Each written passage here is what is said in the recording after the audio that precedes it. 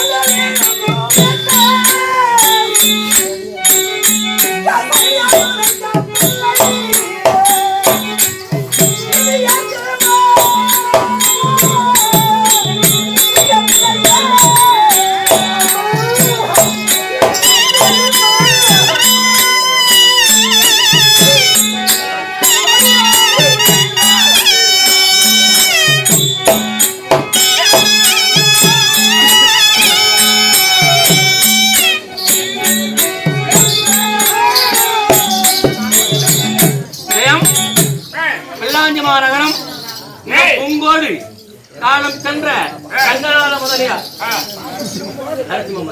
நரசிம்ம முதலியார் ரங்கநாதன் என்று சொல்லக்கூடிய உயர் திருவாளர் இரணையாக வடத்திற்கு அரியனுக்காக அன்புகாணிக்காக தந்த ரூபாய் 50 கண்ணன் அருள்பற்றி பெருமகளோடு வாழ வேண்டும் என்று ரூபாய் பெருமையோடு வரவேற்கிறார்.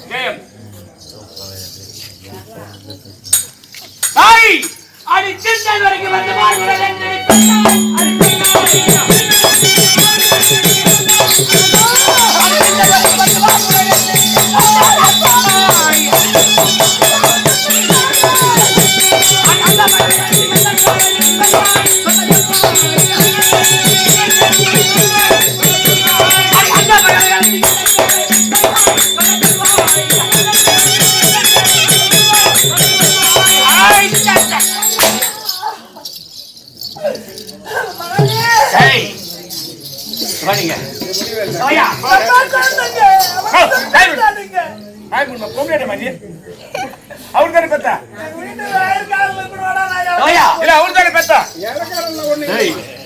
அவருதான பிரச்சனை யாரும் போய் கேட்டுங்க.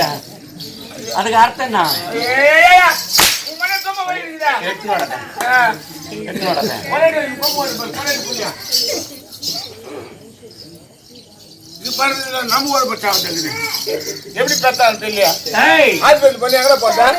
என்ன தெரியுமா இது? கொடிய விஷம், ஆலகால விஷம். இந்த விஷத்தை உண்டதே உண்டானால் மறுபடியும் உயிர் பிழைக்கலாகாது. அப்படிப்பட்ட கொடிய விஷம் அவனை அழைத்து சின்னஞ்சிறு பயலாக விளங்கக்கூடியவன் அந்த பிரகலாதனை அழைத்து இரணிய துரணிய நமோ நமக என்று என்னுடைய பெயரை சொல்ல சொல். அப்படி சொல்ல தவறு உண்டானால்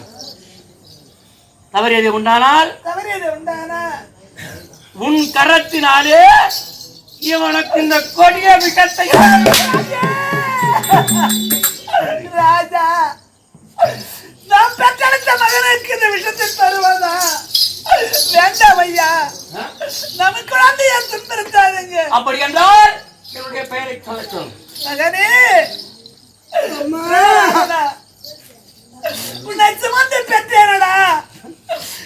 பெற்ற தாயுடைய கரத்தாலே இந்த நேரம் இந்த அழகால விஷத்தை தருகிறேன் கண்ணே. நான் என்ன செய்வேன் ராஜா? வரப்புறம் கடவுள் வரப்புறம் பிள்ளையாச்சே. தந்தையுடைய பெயரை சொல்வதற்கு நானே பெற்றெடுத்தோம். உன் தந்தையுடைய பெயரை சொன்னார் கண்ணா. அம்மா, என் கரத்தாலே தருகிறேனே. ஒரே ஒரு வார்த்தை சொல்லிவிடாடா மகனே. Array array Govinda.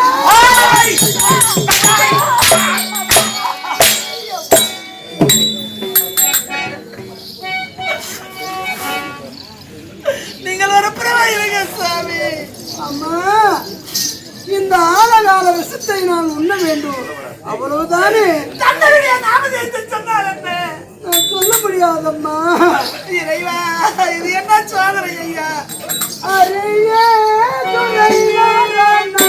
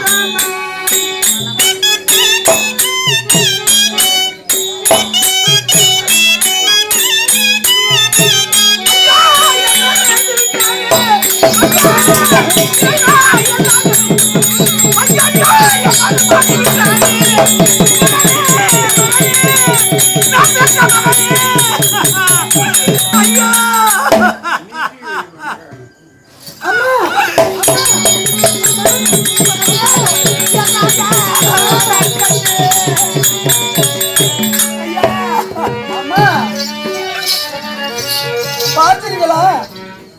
நீங்கள் கொடுத்த ஆழகால விஷத்தை நான் உண்டேன். என்னுடைய ஸ்ரீ ஹரி நமோ நாராயணமூர்த்தி எனக்கு ஒரு சின்ன விண்ணமும் வராமல் படித்து என்னை காக்க அருள் புரிந்தார். பார்த்தீர்களாமா?